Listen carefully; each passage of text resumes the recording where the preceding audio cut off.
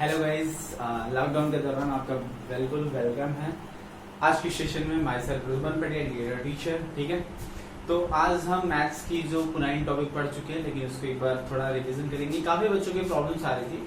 ठीक है, मैंने जूम पे पढ़ा हुआ था, बट उसको यूट्यूब सेशन में हम कन्वर्ट कर देते हैं। ठीक है, जैसे कि आज का जो सेशन है ना, वो है इक्वेशन। क्या है? इक्वेशन। ठीक है, इक्वेशन।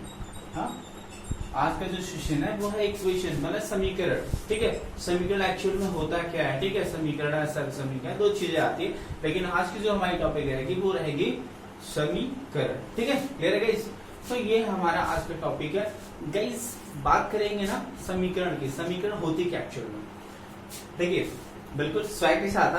बिल्कुल याद रखिएगा, हमारे जो सेशन होता है ना, एकदम स्वैग के साथ होता है। बिल्कुल इसमें विदाउट टेंशन है गाइस। ओके, चलिए आज के सेशन स्टार्ट करते हैं। चलो देखिए, समीकरण क्या होता है? समीकरण क्या होता है ना, समीकरण में याद रखिएगा, समीकरण में ना ये दो पॉइंट याद रखिएगा। समीकरण में ज्ञात और अज्ञात दो राशियां होती है। क्या होती है? समीकरण में ज्ञात और अज्ञात दो राशियां होती है। अब क्वेश्चन आएगा कि सर ज्ञात और अज्ञात राशि क्या होती है? गाइस, ज्ञात मतलब जो आपको पता हो, अज्ञात मतलब जो नहीं पता हो। अगर मैं मान लिया आपको क्वेश्चन दे दिया x+4, तो ये आपको नहीं पता है और ये आपको पता है। पता है कि नहीं पता है? अब ये आपका जो बन गया ना, दोनों चीजों को मिला के ये आपका होता है समीकरण। क्यों? क्योंकि इसमें ये ज्ञात राशि है और ये क्या है? x। आपको पता ही नहीं है यहाँ पे क्या, तो वो क्या हो गया? अज्ञात। तो कोई भी समीकरण जो अज्ञात और ज्ञात राशियां मिलकर बनता है, वो क्या कहलाती है? समीकरण कहलाते हैं। क्या कहलाती है? समीकरण कहलाते हैं। क्लियर है गाइस? चलिए ठीक है, ठीक है। फिर याद रखिए, अब समीकरण होता है। ठीक है, समीकरण के बाद अब ये तो हो गया समीकरण, हमने बता दिया कि समीकरण में ज्ञात और अज्ञात दो राशियां मिलकर बनी होती है। ठीक है, अब याद रखिएगा कि यदि एक अज्ञात राशि हो, मतलब अगर कोई समीकरण लिखा हो जिसमें केवल एक अज्ञात राशि हो, उस चीज को बोलते हैं एक चर राशि वाला समीकरण। ठीक है, एक राशि वाले समीकरण,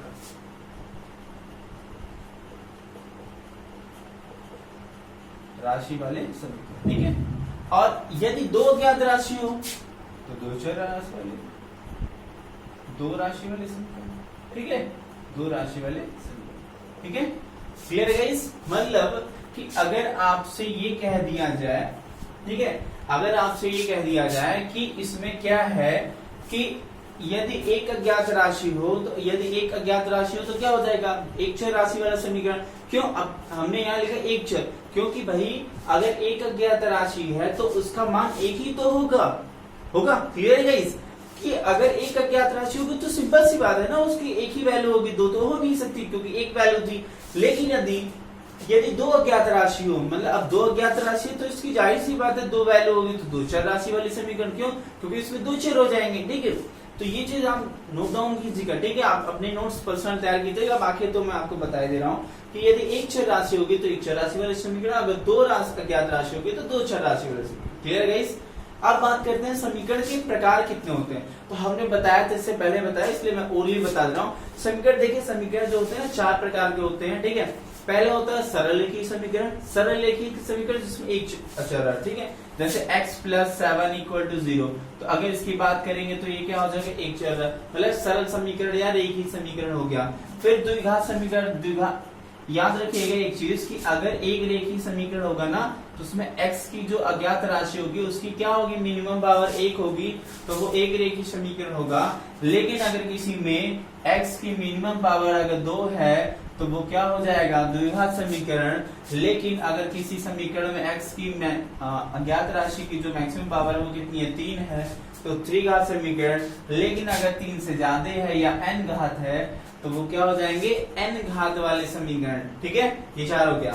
एक हो गया आपका रेखीय समीकरण, एक हो गया द्विघात समीकरण, त्रिघात समीकरण और n घात वाले समीकरण। ये टॉपिक क्लियर है? ठीक है, तो ये हो गया डेफिनेशन टाइप या थोड़ा लेक्चर टाइप। ठीक है गाइस, काफी लोगों ने, काफी बच्चे ना इसमें प्रॉब्लम क्रिएट करते हैं। गाइस, कोई डरने वाली थोड़ी बात ही नहीं है, मैं बिल्कुल बोल रहा हूँ। ठीक है, कोई डरने वाली बिल्कुल बात नहीं है, बहुत ही आसान सा प्रोसेस होता है, कोई ज्यादा लेंथी नहीं होता। आइए क्वेश्चन पे देखते हैं, क्वेश्चन से देखते हैं क्या चीजें, क्या दिक्कत करेगी। ठीक है, क्या बच्चों को क्या प्रॉब्लम क्रिएट करेगी, वो चीज हम देख लेते हैं। ठीक है, आइए देखते।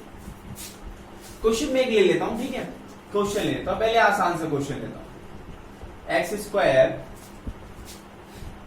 + 5x + 6 छोटा सा पहला क्वेश्चन होता है, ठीक है गाइस। ये रूल है, क्यों? क्योंकि अब देखिए ये जो है ना, ये आपको देखिए एक घात रेखीय समीकरण में ज्यादा कोई प्रॉब्लम नहीं आएगी, लेकिन हम बात करेंगे अगर द्विघात की, तो द्विघात के क्वेश्चन ना डीएलएड, चाहे फर्स्ट सेमेस्टर हो चाहे सेकंड सेमेस्टर, फर्स्ट सेमेस्टर में तो नहीं फोकस करते, सेकंड थर्ड फोर्थ तीनों में द्विघात समीकरण के क्वेश्चन पूछे जाते हैं। तो आज जो बच्चों की प्रॉब्लम आ रही थी ना मेन द्विघात में, तो उस द्विघात वाले सेशन में हम देखेंगे, द्विघात के क्वेश्चन देखेंगे इसमें कैसे सॉल्व किया जाता है, ठीक है। तो देखिए द्विघात समीकरण का जो रियल फॉर्मूला होता है ना, वो होता है ax² plus bx plus c equal to 0। ये द्विघात समीकरण का मेन फॉर्मूला है, जहां पे a b c अचर राशियां होती हैं, बाकी आपको तो x दिख रहा है। अब आप देखोगे ना x की ये ना द्विघात समीकरण है, तो देखिए x की मैक्सिमम पावर क्या है 2, फिर देखेंगे ना, याद रखिए कभी भी ना x की जो देखिए 2 है या 1 है या 0, मतलब ये हमेशा ना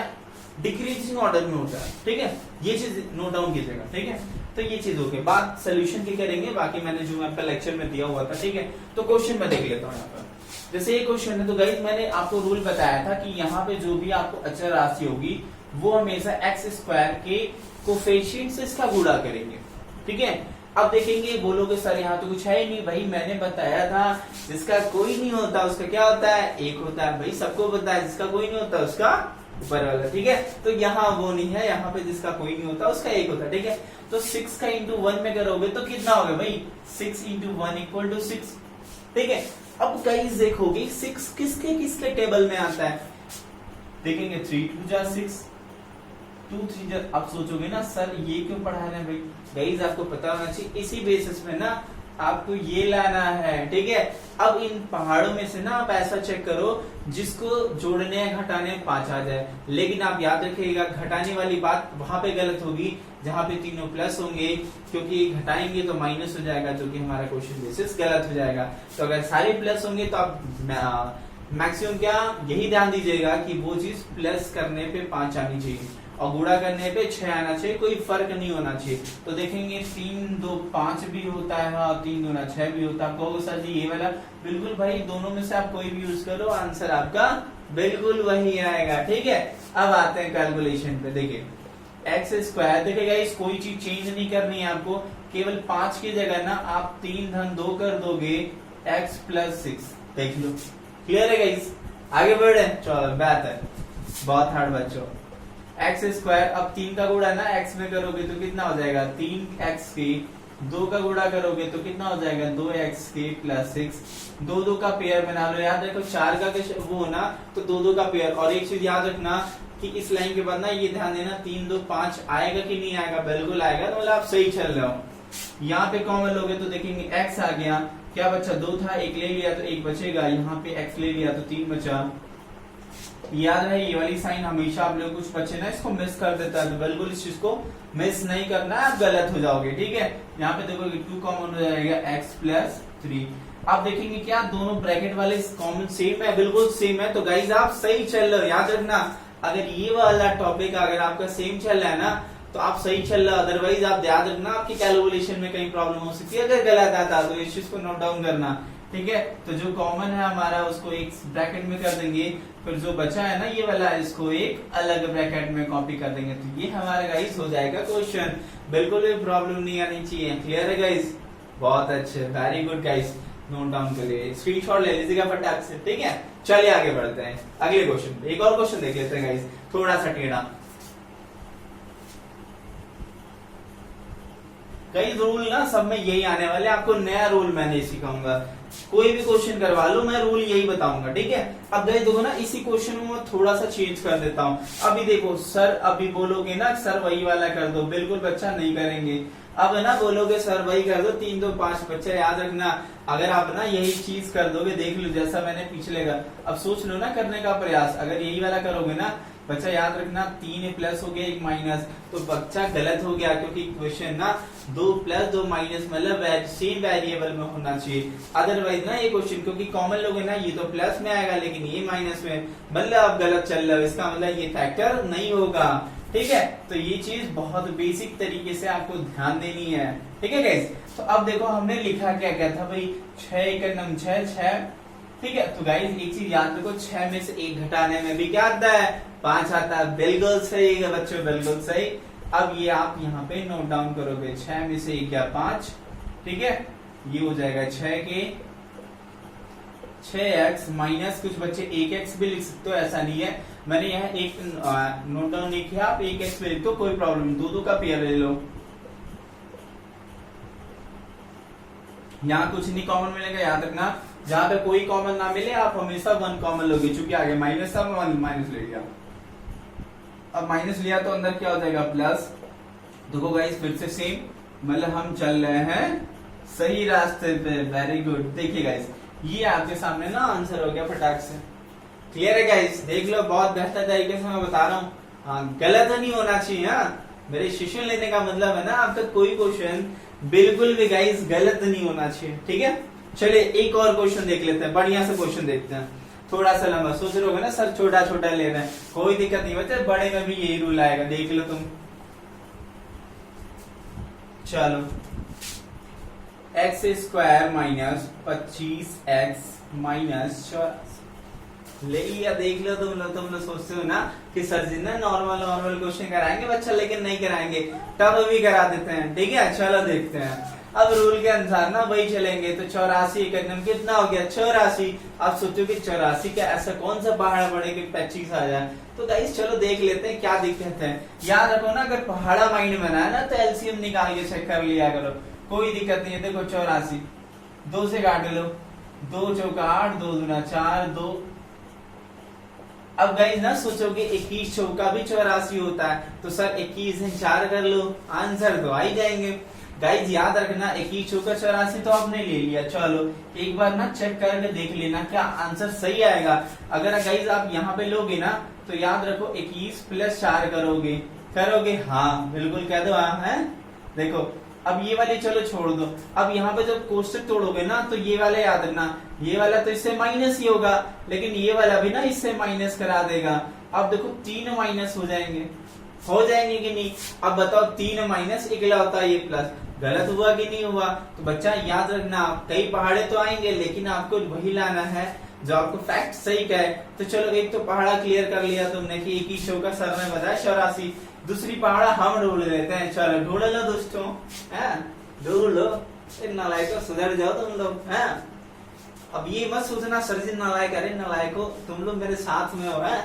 नालायकों का मतलब वो होता है ना जो साथ साथ चलता अच्छा होता है, तुम लोग बुरा मान जाते हो बड़ाक से। चलो आ जाओ आगे देख लो, 3 सते हो गया कितना है, सॉरी 3 सते हो गया 21 के। अब आ जाओ यहाँ पे देख लो, 2 दूना 4, 4 सते 28। अगर 28 का गुणा ना 3 में कर दो तो कितना आता है, 28 का 84। आ जाओ फटाक से, देखो 28 में से 3 आया। और एक चीज याद रखना गाइस, अगर ये दोनों ही माइनस होना तो याद रखना घटाने में 25 आना चाहिए। ये थोड़ा ट्रिक याद रखना कि अगर दोनों ही माइनस हो या तो ये वाला माइनस टर्म होना, तो उम्मीद यही करना कि घटाने पे ये चीज आनी चाहिए, ठीक है। तो आ जाओ फटाक से यहाँ क्वेश्चन पे, x² लिख दिया 28 minus 3x minus 84, x² minus 28x। याद रखना इस माइनस से माइनस का इफेक्ट दोगे 3x प्लस हो जाएगा। अब देखो, अब यहाँ पे एक बार देख लेना तुम लोग, 28 में से 3 जाएगा 25, पक्का आएगा -25, ठीक है।